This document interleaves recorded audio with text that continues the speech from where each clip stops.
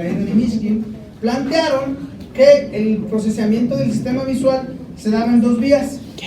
Algo que llamaron la vía del qué y la vía del dónde. Todavía lo escuché eso en el congreso esta vez y me pareció extraño porque les han tirado hasta con la basinica, Herleiden y Mishkin, por esta idea. ¿Vale? De que si se defiende o no se defiende, esto de que el cerebro procesa, ¿qué es? ¿Vale? Desde la corteza visual hacia las cortezas secundarias, y acá que sería más bien una disociación, y esta como una vía visoespacial. Y les han pegado hasta con la basinica. Pero bueno, pareciera entonces que sigue siendo todavía muy fuerte la idea de que así procesa el cerebro. Que en cuanto a los estímulos, ¿vale? Del occipital al temporal ocurre eso que llamamos percepción visual, ¿sí?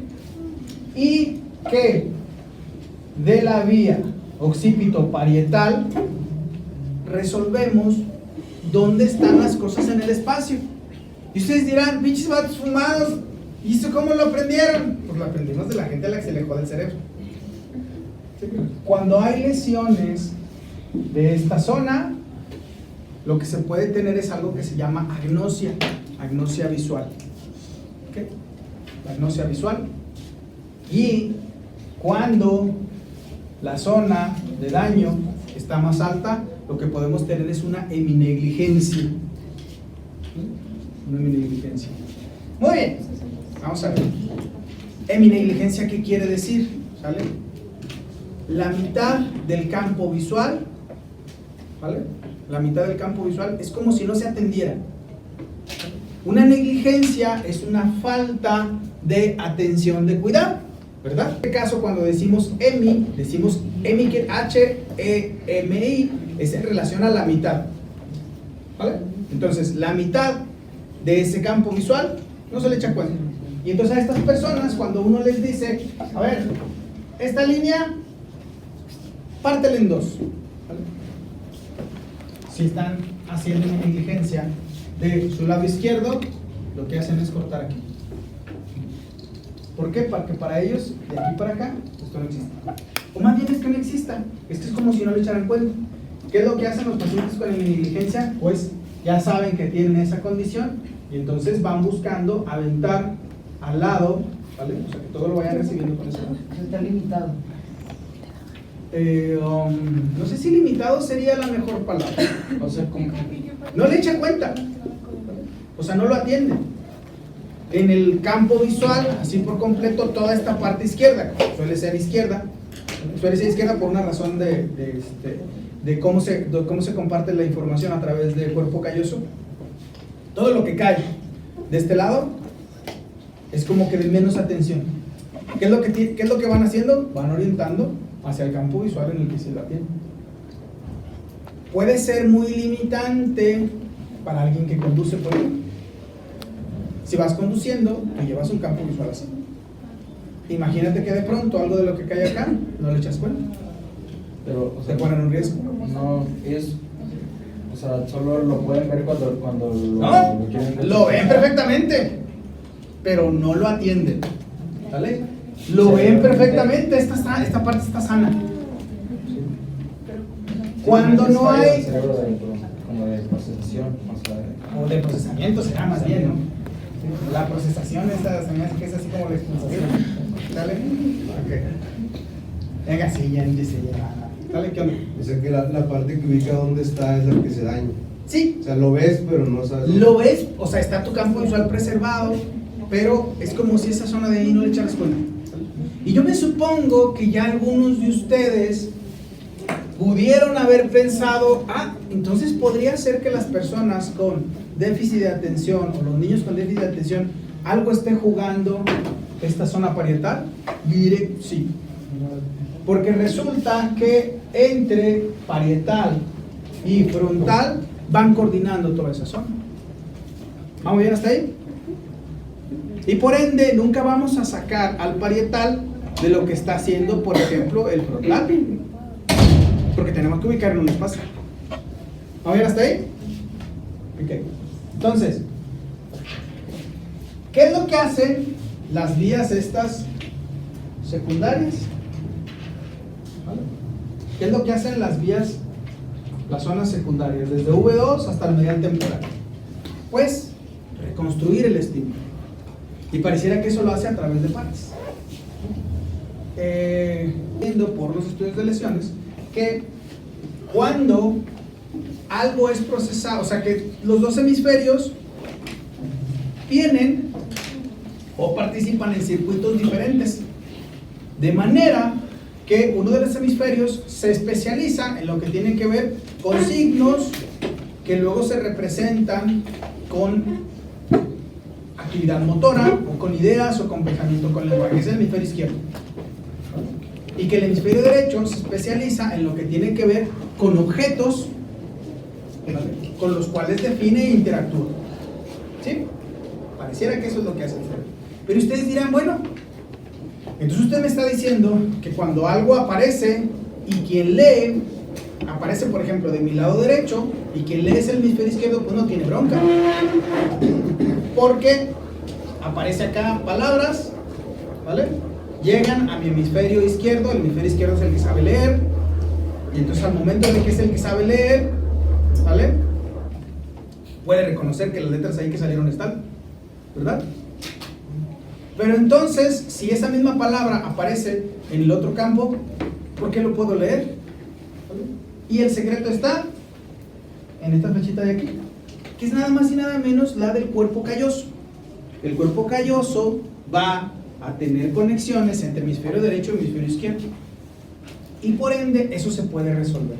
Busquen por ahí entre las curiosidades de las neurociencias estudios en personas con callostomía, ¿sale? Búsquenlos, son muy experimentos, pónganle experimentos con personas callostomizadas. ¿Qué hicieron? Cortaron cuerpo calloso. ¿Por qué se cortaba cuerpo calloso? Porque era una de las maneras en las que se podía disminuir el impacto de una crisis epiléptica, por ejemplo. Si la persona tenía una crisis epiléptica que empezaba en un sitio y luego se generalizaba, decían, cortamos cuerpo calloso, y al momento de cortar cuerpo calloso, lo que va a ocurrir es que la crisis no se va a generalizar. Entonces cada hemisferio va por aparte. ¿Sí? Ok. Bueno, pero también empezaron a descubrir otras cosas. ¿Cuáles son? ¿Cómo son los experimentos con las personas con callostomía? ¿Vale? Les dicen, mira, te ponen un punto en el centro de una pantalla y luego aparecen por menos de un segundo, ya sea una palabra o ya sea una imagen. ¿Vale? En las personas que no estamos callostomizados, va a operar esta conexión. ¿Vale? Entonces en el experimento de personas con callostomía, imagínense, ponían por ejemplo, una palabra, ¿vale? Si caía en el hemisferio derecho, si caía en mi campo derecho, el hemisferio izquierdo lo podría leer sin problemas. Pero cuando ponían una imagen, ya muy bien como que no se enteraba de qué se trataba. ¿Vale? ¿Por qué? Porque no tenía forma de preguntarle al del otro lado. Mira, güey, me llegó esto. ¿Qué pedo, güey? ¿Qué es? Para que el otro le dijera, ay, güey, no manches, pues ya lo vimos, güey, tú dijiste que era manzana. No tenía la capacidad de preguntar, porque no le daba caso. La comunicación entre los hemisferios está interrumpida en los callostomizados. ¿Vale? En las personas que no tenemos callostomía, estos dos se comunican. Y al momento de comunicarse pueden resolver de qué es lo que está apareciendo. Y dónde está apareciendo y con qué está relacionado. Acuérdense de los principios del funcionamiento. ¿Y por qué con palabras eso no sucede? ¿Cómo? Porque con palabras eso no sucede. O sea, porque mencionó que con imágenes luego cuesta reconocer. El procesamiento de imágenes y el procesamiento de los signos aquellos a los que le asignamos sonidos, que prácticamente son las letras, ¿vale?, que no son otra cosa más que partes de figuras geométricas ensambladas de un modo particular que adquieren un sentido, ¿vale?, se organiza entre hemisferio derecho y hemisferio izquierdo, de manera que el hemisferio derecho parece que toma mayor acción en el reconocimiento de esas imágenes, ¿vale?, en la configuración de esas como tal, ¿vale?, compartido también con una parte de acá, ¿vale?, pero el que está más especializado es del otro lado. Entonces a través del cuerpo calloso le dice, oye, fíjate que me llegó este patrón, Igual cuando pasa del otro lado, dice, a ver, esto me llegó este patrón de estas cosas que sabe qué pinches sean, ¿vale? Y entonces el hemisferio izquierdo dice, ay, güey, pues si es una C de casa, luego soy una A, y luego soy una S y una A, pues dice casa, güey, pues, ¿vale? ¿Me explico? Pero entonces eso quiere decir que pues alguien que, o sea, pues que por parte del cuerpo calloso, que va a tener dificultades para leer. Si le cortan cuerpo calloso y no había madurado la escritura y la lectura, más bien sobre todo la lectura, si no ha madurado la lectura, tiene dificultades, mayor cantidad de dificultades para poder luego relacionarlas. Cuando ya está adquirida, pues, ¿qué es lo que hace la gente? Pues lo echa al campo en el que lo tiene que llevar. Lo echas al campo en el que tiene que ver. Entonces, cuando vas leyendo, ¿vale? Cuando vas leyendo, van metiéndolo al campo en el que sí lo puede leer más fácil. Y aparte porque acuérdense que vamos a ver otra parte acá del sistema visual. ¿Se acuerdan que dijimos? La retina tiene un punto de fijación. Ese punto de fijación se va compartiendo entre ambos hemisferios. Y entonces pues, le resulta menos complicado el poder resolverlo. ¿Va bien hasta ahí? Eso de la callostomía lo hacen también con las personas con epilepsia, ¿no? Sí, para el control de crisis. Que era lo que decíamos hace rato. O sea, si una crisis empezaba en un lado, ¿vale? Y luego se cortaba o se evitaba que se generalizaba. Ya no se suele hacer, ¿eh? Ya los procedimientos de cortar y hacer cosas ya no suele hacerse. Mejor prefieren irse a intentar controlarlo con fármacos. Las lobotomías y ese rollo también ya suelen no hacerse. ¿Cuándo es cuando sí se corta tejido? Pues cuando es, por ejemplo, tejido de glía y que esté creciendo. Para ahí se plantea el doctor, pues cortar esa parte. A sabiendas que se va a tronar una buena parte de neuronas, pues sí, porque resulta de que los gliomas no crecen encapsulados, sino que se revuelven con los cuerpos neurales. ¿Vamos bien hasta ahí? Bien, entonces, a ver, con esta imagen vamos a entender lo que pasaba con eso de el punto y la crucita. ¿Vale? Quienes pudieron hacer o alcanzaron a desaparecer el punto, lo que hicieron fue encontrar esta zona de su retina en su correspondencia con el campo visual. Vamos a ver. En el campo visual tenemos un punto de fijación, que es donde la vista está más fina, y esa se corresponde en la retina a la llamada mácula o fóvea. Lo voy a anotar aquí abajo porque no se les pase. Mácula fóvea. La mácula o fóvea es la porción de la retina que tiene mayor cantidad de conos y bastones. Y ese es el punto de fijación en el campo visual. Toda la retina completa corresponde a los 210 grados de nuestro campo visual. La retina completita. ¿Va bien hasta ahí? Entonces, todo el campo visual, pues es toda la retina. De ambos ojos. 210 grados. ¿Ven? Luego, la zona donde se une en mi retina nasal con en mi retina temporal de cada ojo, esa zona carece de conos y bastones. Y esa zona que carece de conos y bastones se llama disco óptico. ¿Okay? Al no haber conos y bastones, el disco óptico se corresponde en el campo visual al llamado punto ciego. Cuando desapareció el circulito ese, el puntito negro, que ustedes lograron hacer que desapareciera, lo que estaban, ese punto quedaba justo en la zona del disco óptico. Ese es el punto ciego. ¿Bien? ¿Vamos bien hasta ahí? ¿Vale? Ese pueden ustedes entrenarlo y practicarlo, ¿vale? O pueden llevarlo a su casa y decirle a sus papás, a su mamá o a alguien, mira, voy a mostrar dónde está un punto ciego y te lo voy a explicar cómo está desde acá, qué es lo que hace cada ojo y esas cosas, ¿vale? Y seguramente en el examen no va a tener problema para resolver. ¿Con los bastones se refiere a las células? Conos y bastones, es que es lo que no hemos visto todavía, que aquí se fijan, empezamos al revés. Vamos a ir con esto para que vean el esquema óptico, ¿vale?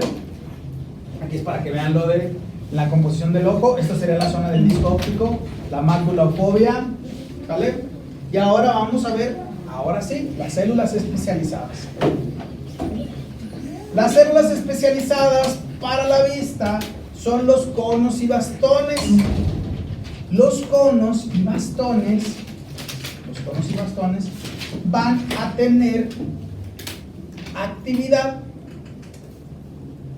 relacionada con la frecuencia de onda que van a dar para los conos en los tonos rojos, verdes, azules. Los conos parece que disparan de manera diferencial. Y las células horizontales, ustedes en proceso seguramente ya platicaron de los conos y bastones, ¿o no? No.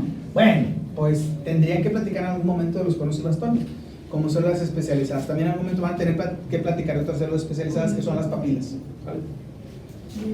A ver, pero todos los tonos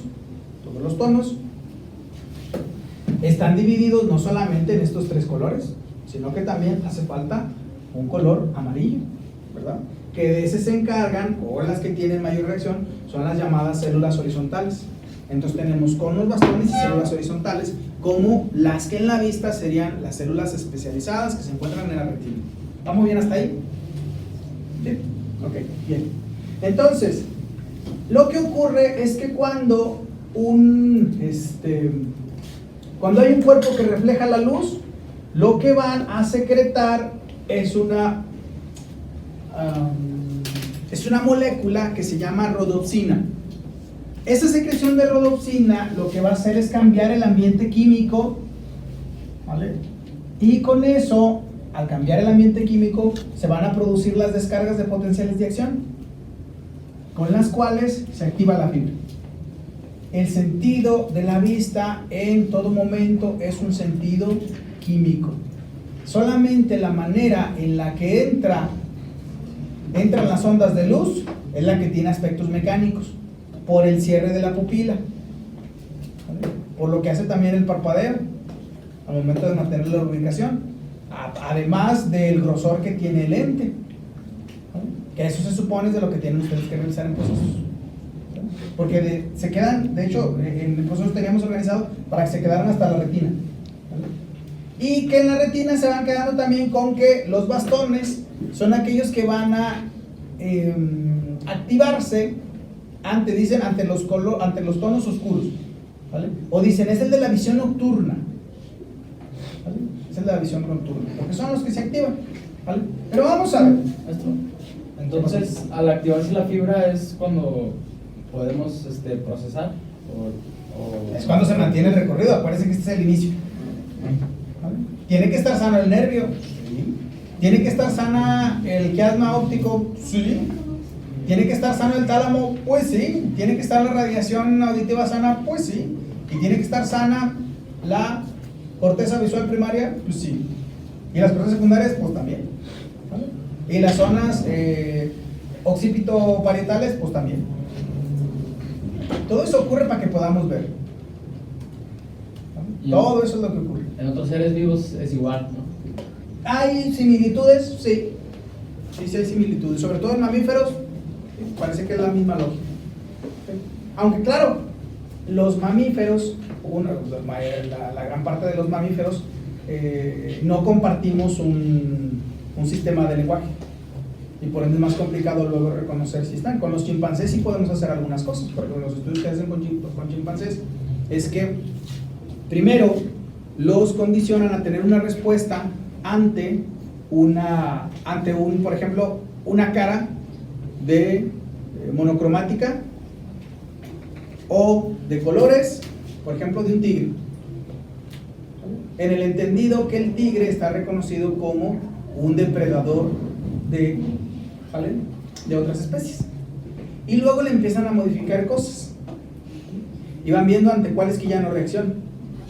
O sea, si reacciona todavía, imagínense, a un círculo con rayas blancas y negras, un círculo de rayas y negras y dos triángulos, ¿vale?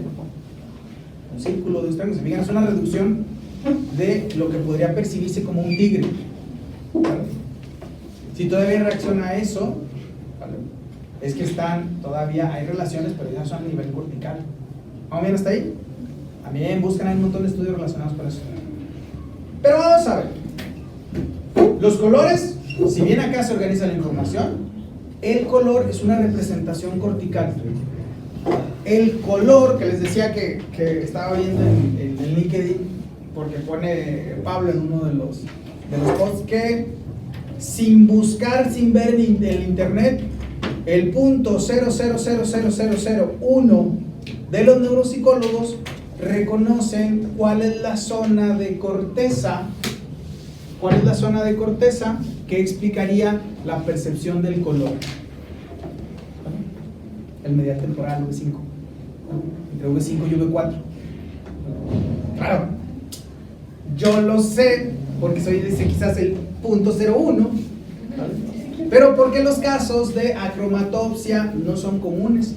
A ver, sí hay casos descritos de personas que han perdido la visión del color y ven a blanco y negro. Y hay personas con lesiones del medial temporal que pierden la visión del movimiento, y entonces en la pérdida de la visión del movimiento, ¿qué ocurre? Es como si estuvieran viendo con luz estroboscópica. Me supongo que ustedes en algún momento, o no, ustedes a lo mejor no, ¿verdad? Porque son niños de casa y estas cosas y demás, que no van a los antros ni esas cosas, ¿verdad? Donde hay luz estroboscópica. Ay, ni se haga que no sabe cuál es. ¿No? Donde están dando flashazos de luz. ¿Vale? ¿Y qué ocurre ahí? Estás platicando y nomás ves que escuchas, estás escuchando normal, pero ves que estás... va como que a saltos. ¿Vale? Esa es luz estroboscópica, claro. Como es una luz que dura nada más en el momento en el que viene el flachazo y se va, ¿vale? Y estamos condicionados a los cuerpos que reflejan luz, no se puede ir haciendo ese seguimiento. Las personas con acinetopsia, que es este rasgo característico, busquen también estudios con acinetopsia y vienen descritas cosas bien chidas de cómo ven como si estuvieran a flachazos. Y entonces es muy incapacitante, por ejemplo, que dice, es que si estoy sirviendo y si estoy vaciando agua en una jarra, yo lo que veo es como si fuera un congelado, ¿vale? Y de repente ya cuando acuerdo ya se derramó. Y luego en los coches, si voy a cruzar una calle, veo el coche allá y luego lo veo acá y luego ya lo veo aquí, ¿vale? O sea, no veo que va teniendo el seguimiento, esa percepción del movimiento. Y esto también está segmentado. ¿Vamos bien hasta ahí? Y eso es curable. ¿Cómo? A ver, para saber si algo se cura o no, tendríamos que conocer la etiología. ¿Sí? Tenemos que conocer la etiología. Las etiologías de una cinetopsia o de una acromatopsia suelen ser daños en la corteza. Y ese daño en la corteza puede estar dado por el número de cosas, por una tumoración, aunque traería más cosas como un accidente cerebrovascular y eso, entonces depende de muchos otros factores. ¿Vale? Depende de muchos factores. Dentro de los factores que a lo mejor se podrían tener para que este rasgo no se presentara, pues es la edad de la persona.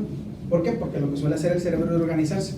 Entonces otras zonas van a poder tomar esa actividad, ¿vale? Para poder resolver. ¿Va bien hasta ahí? Okay. Bien, entonces, esto en cuanto al sistema visual, me supongo que le hemos dedicado bastante tiempo, sí, es el más largo porque es el que más utilizamos como especie. ¿Vale? Pero tenemos que tener claro lo siguiente, ¿sale? Del sistema visual no se nos puede pelar ni uno de esos 5 puntos. A ver, entonces vamos a decir, células especializadas, ¿cuáles son? ¿Y cuál otro? Las células horizontales. Y las células horizontales, esas 3, ¿sale? Bien, esas son células especializadas, ¿que se encuentran en dónde? En la retina. En la retina, bien, con eso vamos bastante bien. Ok, ¿cuál es el nervio involucrado? El núcleo. ¿Cuál? El núcleo geniculado. No, nervio. Nervio óptico, que corresponde al segundo par craneal. Ok, bien. ¿Cuál es la zona talámica? El núcleo genicular. Ok, muy bien. ¿Cuál es la radiación? Visual, auditiva, somatosensorial. No, del sistema visual nomás. ¿Cuál sería la radiación? La visual. Ok, se llama radiación visual y está conectando qué cosa con qué cosa. Las ondas. No, ondas nada, de estas ondas nada. No es donde el cuerpo Nah. La luz. A ver, Sí. cuando explique. Sí, pues el cerebro, pues claro, ¿verdad? Esto es como decir, ¿dónde está Galería Saltillo? Pues en Saltillo, tío, si no está en otro lado, ¿no? A ver, vamos a ver, ¿vale? Cuando explique lo de la radiación, ¿vale? Di el concepto de radiación y todo el mundo movió la cabeza como los perritos. Pero no se enteró que le estaba invitando a que la reconociera. Dije, el concepto de radiación son axones que van de un núcleo talámico a una corteza primaria. Luego entonces, ¿cuál es la radiación visual? Pues la que conecta el núcleo geniculado lateral con la corteza. ¿Cuál? La corteza visual. ¿Que está dónde? Es el área de... Esa mera, ¿vale? Así justo es como lo tiene que reconstruir.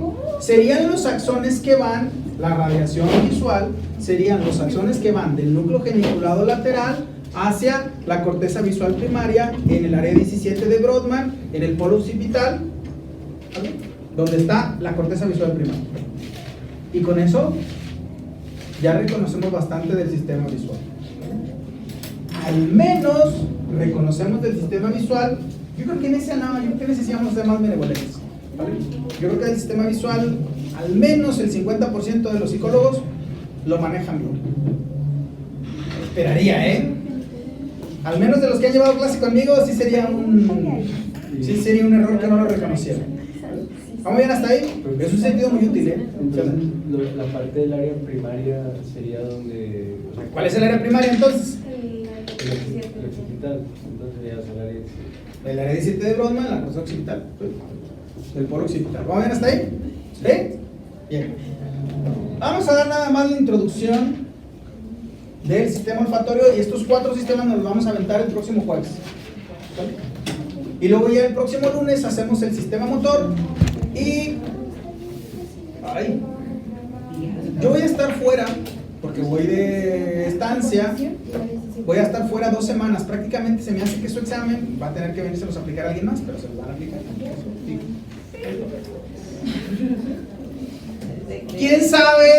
¿Quién sabe si se tenga ventaja o no? Digo, porque a lo mejor yo en eso soy así como que más tranquilo y esas cosas, pero quien venga a aplicarles el examen puede tener la consigna de sospechas que copia, quita el examen. Profe, Va. entonces, ¿Vale?